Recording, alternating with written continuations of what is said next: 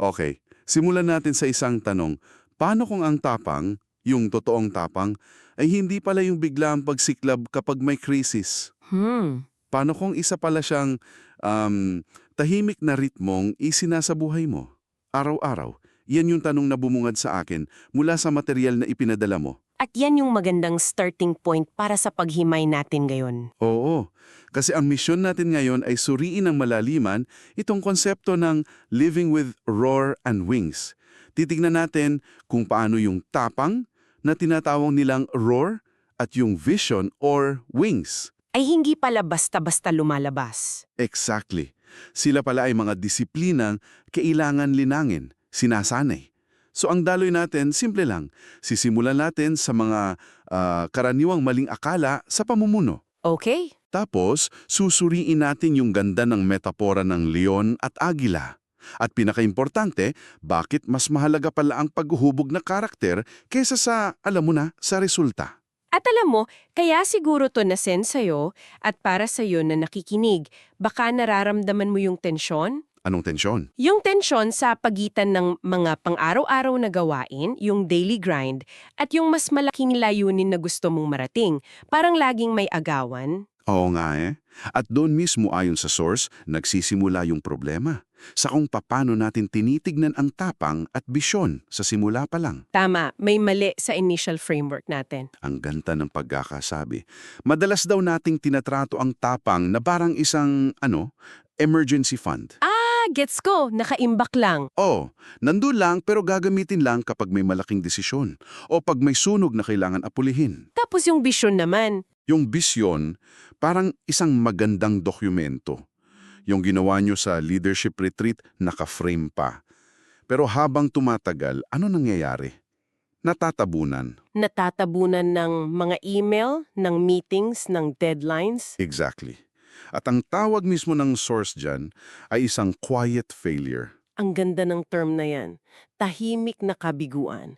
Kasi hindi mo napapansin, di ba? Akala mo, dahil pagod ka, dahil abala ka, may nagawa kang makabuluhan. O yung akala mong yung pagiging busy katumbas na ng pagkakaroon ng layunin. Ayun. Sabi sa source, you're mistaking motion for meaning. Pagkilos lang yun, hindi pa yun layunin. Grabe, tagos yun. Parang tumatakbo ka sa treadmill. Pagod na pagod ka, pero wala ka namang narating. At anong resulta nito? Malinaw na inilatag yan. Una, burnout. Kasi walang nagbibigay lakas sa'yo na mas malalim. Walang fuel. Walang fuel. Pangalawa, yung mga desisyon mo nagiging reaktibo, imbis na ikaw ang may hawak ng manibela. Yung mga urgencies ng araw ang nagdidikta para sa'yo. Tama. At sa huli, yung pamumuno nagiging pabigat. Dito na ngayon pumapasok yung dalawang sitwasyong nabanggit. Yung roar without wings Yes. at wings without roar. Okay, i-breakdown natin. Ano yung roar without wings? Yan yung leader na puro tapang, puro action, puro get it done. Task-oriented. Sobra. May lakas siya, pero dahil walang wings, walang pananaw mula sa itaas, nagiging rigid siya, hindi marunong umangkop. Puro puwersa. Oo. At madalas nakakasira siya ng mga tao o ng kultura sa paligid niya na hindi niya namamalayan. Okay, so yung kabilang dulo naman. Wings without roar. Ito siguro yung mga dreamer. Yung puro ideya. Exactly. Puno ng magagandang plano, malikhain, pero kulang sa tapang para isakatuparan. Takot sa risk. Takot sa conflict. Oo, ang resulta, paralysis by analysis. Maganda sa papel, pero walang nangyayari sa totoong buhay. Sabi ng source, parehong landas na yan, hindi sustainable. Kailangan mo pareho. At alam mo, dun ako na-hook. Sa metapora ng leon at agila. Ang lakas ng dating. Simulan natin sa roar ng leon. Ano ba talaga to? Hindi lang siguro pagiging maingay, no? Definitely not. Ang ganda ng paliwanag. Ang roar ay tapang na nakaugat sa matuwid na paninindigan, sa moral na kalinawan. So hindi siya emosyonal lang. May pinanggagalingan. May conviction. Yung tapang na kayang tumayo para sa tama kahit hindi popular. At para gawing konkreto, ginamit nila yung kwento ni David. Nung una kong binasa, parang, David and Goliath. Alam ko na yan. Pero iba yung anggulo ng source. Iba, 'di ba? Kasi yung tapang ni David laban kay Goliath, hindi pala yung biglaan. Hindi siya basta nagising isang araw at sinabing, "Sige, lalabanan ko yung higante." Yan yung crucial point. Ang tapang niya sa publiko ay resulta ng disiplina niya sa pribado. Exactly. Nahubog yun sa mga panahong walang nakakakita. Habang pinoprotektahan niya yung mga tupa ng tatay niya mula sa mga tunay na leon at oso. Wow! So bawat tupa na liligtas niya, bawat panganib na hinarap niya ng mag-isa, yun yung training ground. Oo, doon siya nag-ensayo. Parang sinasabi na yung ginagawa natin in private, yun ang nagtatakda ng kakayahan natin para sa tapang in public. Ayun, yung maliliit na acts of faithfulness natin araw-araw Yun ang nagdedeposito sa courage fund natin. para kapag dumating yung Goliath, may huhugutin tayo.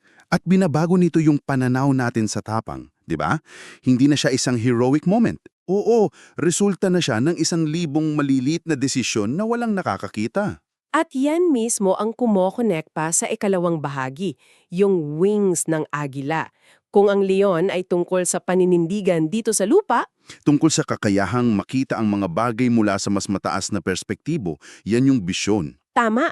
At ang ginamit nilang halingbaba ay si Joseph, isa na namang kwento na akala natin alam na natin. Oo nga, yung mga pangarap niya, yung bisyon niya, hindi yun naging magic shield laban sa paghihirap, di ba? Hindi talaga. Ibinenta pa rin siya, naging alipin, nabilanggo. Yung bisyon niya, hindi nagalis ng problema. So yun o, ano ang silbi ng wings niya kung hindi naman siya nito nailigtas? Ang ganda ng tanong mo. Kasi dito yung twist. Ang wings ni Joseph, ang kanyang bisyon, ay hindi para takasan ang realidad. Okay, Ang silbi nito ay para bigyan ng mas malalim na kahulugan ang realidad na yon. Yun ang nagbigay sa kanya ng pag-asa habang nasa kulungan siya. so yun yung nagpapaalala sa kanya na may mas malaking kwento na nangyayari kahit yung chapter na kinalalagyan niya ay sobrang sakit. Exactly. Ang bisyon ay hindi para makalipad ka palayo sa problema. Ito'y para bigyan ka ng perspektibo habang nasa gitna ka ng problema. Wow. Okay, that's a very important distinction. Hindi ito optimism. Perspective ito. At ito yung kumokonekta para sa akin, pinaka-challenging na ideya sa buong source. Ano yon? Yung prinsipyo ng formation, paghubog. Kasi kung ang tapang at bisyon ay nililinang, paano to nangyayari? At ito talaga yung puso ng argumento. Ang sabi sa material, ang Diyos ay mas nakatuon sa paghubog ng ating pagkatao, ng karakter natin. Bago pa man niya tayo pagkatiwalaan ng impluensya o isang malaking tungkulin. Oo, who you are is more important than what you do. That's a huge paradigm shift. Kasi ang kultura natin sobrang obsessed sa doing. Sa metrics, sa KPIs, sa results. Sa performance. Oo, this forces you to measure success differently. Tignan mo yung mga halimbawa. Si Moses, 40 taon sa ilang. 40 taon. Bilang isang pastol, isipin mo yun. Sa corporate world ngayon, pag di ka na-promote in 2 years, parang failure ka na. At para malinaw, hindi sinasabi ng source na lahat tayo kailangan ng literal na 40-year wilderness experience. Ang prinsipyo dito ay ang pagyakap sa mga hidden seasons. Yung mga panahong pakiramdam mo walang nangyayari. Oho, sa tingin ng mundo, wasted time yan. Pero sa pananaw ng formation, yan ang pinaka-importanting yugto. Si Jesus mismo, 30 taon bilang karpintero. 30 taon ng simpleng buhay, bago ang 3 taon ng ministeryo. Ang ganda ng pagkakasabi sa source. God is more committed to who you are becoming than what you are doing. Ang paghubog sa karakter ang pundasyon, at na-highlight yan sa kwento ni Daniel sa kulungan ng mga leon. Oo. At pag kinonekta mo yan, doon mo makikita na yung mga pang-araw-araw na gawain pala ang totoong formation tools. Paano? Yung tapang ni Daniel na harapin yung mga leon, hindi yun biglaan. Resulta yun ng kanyang pang-araw-araw, non-negotiable na ritual. Yung pananalangin ng 3 beses sa isang araw. Kahit may parusang kamatayan. At may isang linya doon na tumatak talaga sa akin. The lions were not the test that formed Daniel.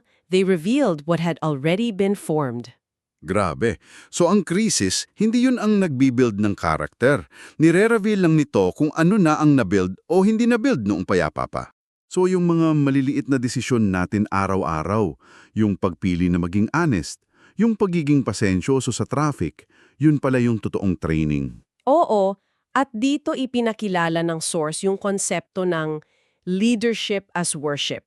Mula sa Roma 12.1, yung handog na buhay. Inilapat nila sa pamumuno. Sa kontekstong ito, bawat desisyon, bawat meeting, bawat email, pwedeng maging isang uri ng pagsamba. Hindi na siya tungkol sa performance o kung anong sasabihin ng boss mo. Ang tanong na ay, ang desisyon bang ito ay nagpaparangal sa Diyos? Ito ba ay isang act of faithfulness? Binabago nito yung sukat ng tagumpay. Mula sa papuri ng tao, papunta sa katapatan, which is liberating, di ba? Sobrang liberating. Kasi kahit walang nakakakita, kahit walang pumapalakpak, alam mong may halaga yung ginagawa mo. So, para sa iyo na nakitiling at nagpadala nito, what does this all mean? Malinaw na ang layunin ay hindi pumili sa pagitan ng pagiging leon o agila. Kailangan mong maging pareho. Oo, ang hamon ay ang pagsama-sama ng roar at wings. At ang perfectong modelo, sabi sa source, ay si Jesus. Paano naging modelo si Jesus dito? Meron siyang roar, yung tapang ng kumprontahin yung mga mapagkunwari, na itaboy yung mga nagtitinda sa templo. Pero meron din siyang wings. Yung disiplinang lumayo. Oo, yung regular na pag-akyat sa bundok para manalangin. Yung lakas niya sa publiko, malinaw na nakaugat sa pribadong koneksyon niya sa Ama. Which brings us to the practical side. Kasi baka iniisip mo, okay, gets ko na, pero paano? Paano ko sisimulan to bukas? Maganda na ang source, hindi tayo iniwan sa ere, nagbigay sila ng mga practical na kasangkapan. Dalawa yung binanggit na sa tingin ko sobrang helpful. Ano yung una? Yung una, personal leadership covenant. Isipin mo to bilang isang personal na constitution. Okay, parang mission statement for yourself. Parang ganon. Isang malinaw na pahayag na isinulat mo para sa sarili mo tungkol sa core values mo, mga non-negotiables at mga boundaries. Para saan to? Para maging anchor mo, lalo na kapag mataas ang pressure. Yung mga panahong madaling mag-compromise, pre-decided na kung sino ka. Parang compass. Para hindi ka basta-basta na anod. Okay, ano yung pangalawa? Ang pangalawa ay 90-day Courage and Vision Action Plan. Para mas konkreto. Oo, kasi aminin natin, di ba, pagtapos ng isang seminar o pagbabasa ng libro, inspired tayo for a week? Tapos balik na ulit sa dati. Exactly. Ang plano na to, tinutulungan kang isalin yung inspirasyon sa disiplinadong pagkilos. Hindi ito para magdagdag ng gagawin, para lang i-align yung ginagawa mo sa kung sino ka dapat maging. So, para buuin natin lahat ng napag-usapan, parang may ilang aha moments na talagang tumatak. Una, ang tapang at bisyon, hindi sila bigla ang pangyayari. Resulta sila ng pang-araw-araw na disiplina. Pangalawa, nauna ang pagkatao sa paggawa. Mas mahalaga ang paghubog sa kung sino ka kaysa sa kung ano ang ginagawa mo. Yung character ang pundasyon. Oo. At panghuli, ang tunay na lakas ay nasa pagsasama ng roar at wings. Ang ganda ng pagkakabuod mo, binabago nito ang buong approach. Ang pamumuno, hindi na isang performance, isa na siyang handog. Isang handog. At para sa iyo na nakikinig, gusto naming mag-iwan ng isang tanong. Ang tanong ay hindi kung mayroon kang tapang o bisyon. Ang tanong ay, nililinang mo ba ang mga ito bilang isang pang-araw-araw na ritmo? Wow! At kung iisipin mo, ano ang isang maliit, halos hindi kapansin-pansing na hakbang na maaari mong simulan para sanayin yan ngayong araw?